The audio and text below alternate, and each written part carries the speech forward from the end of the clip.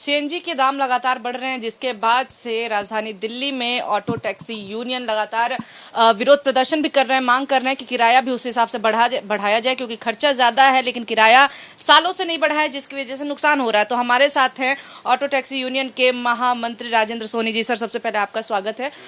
Sir, मैं एक बात जानना चाहती हूँ कि अभी तक इस पूरे मामले में क्या हुआ है, और जहां तक जानकारी मिली है कैलाश गहलोत जी की मुलाकात भी हुई है यूनियन से, तो किस तरह की बातें हुई हैं? मैडम, दिल्ली के अंदर सबसे बड़ी यूनियन भारतीय मजदूर संघ की कहलाई जाती है ऑटो रिक्शा टैक्सी के अंदर।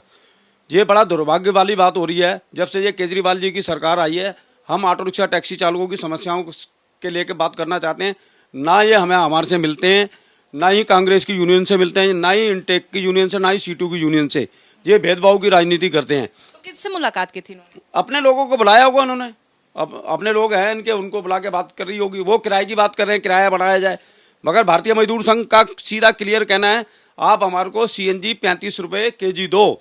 जब आपने डीटीसी की बसों में महिलाएं फ्री कर दी, 300 यूनिट बिजली फ्री, शराब की बोतलों के साथ शराब फ्री हो गई, ई रिक्शा वालों को क्या नाम है 30,000 रुपए की सब्सिडी, बैटरी वाली जो ऑटो आए हैं उसको 30,000 रुपए की सब्सिडी, और ये अनेक प्रकार की डीटीसी की जो सीएनजी है उसको सस्ती, क्लस्टर बस होगा सस्ती।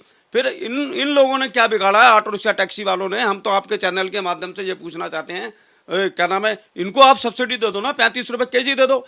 हम किराए की बिल्कुल अभी मांग नहीं करेंगे, क्योंकि पहले ही कोरोना काल से ऑटो रिक्शा टैक्सी वालों का काम खत्म हो गया है।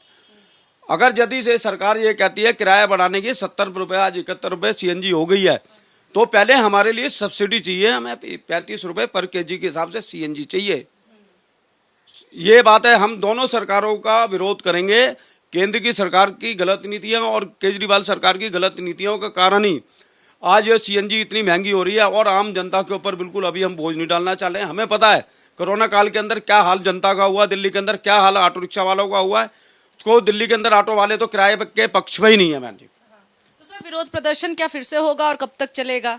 देखो बहन जी, आपने सही बात की है। देखो, हम नहीं चाह रहे थे दिल्ली के अंदर स्ट्राइक पर जाएं, हमें मजबूर कर दिया दिल्ली की सरकार ने, केजरीवाल सरकार ने।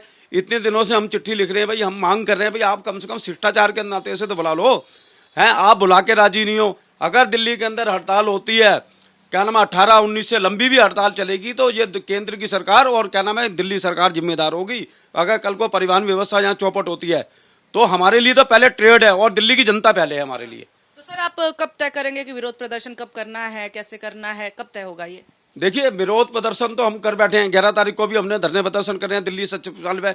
ये गूंगी बहरी सरकार है, इतना भी इनको शिष्टाचार नहीं आ रहा। भाई क्या नाम है, जिन ऑटो रिक्शा वालों ने आपको सपोर्ट करके आपके पोस्टर लेके लगा के घूम रहे थे, आज उन्हीं की ऑटो रिक्शा टैक्सी वालों की तुमने मुस्कुराहट छीन लिया, उनको बेरोजगार कर दिया है।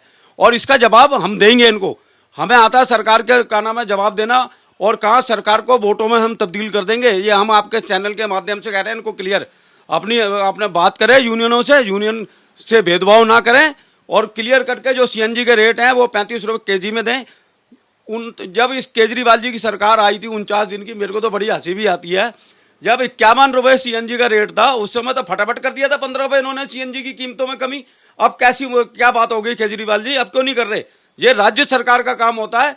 आप क्या नाम है सीएनजी सस्ती कर दो, केंद्र सरकार बढ़ा रही है। हम केंद्र सरकार का भी विरोध कर रहे हैं इस हड़ताल के अंदर, और ये हड़ताल होगी, कुछ नहीं चलेगा। मैन जी, ये मैं बता दूं आपको, टूरिस्ट टैक्सी भी बंद हो जाएंगी, ऑटो भी बंद हो जाएंगे, काली बिल्ली टैक्सी भी बंद हो जाएगी, आरटीबी भी नहीं चलेगी, और क्या नाम है इसका ग्रामीण सेवा भी नहीं चलेगी दिल्ली के अंदर।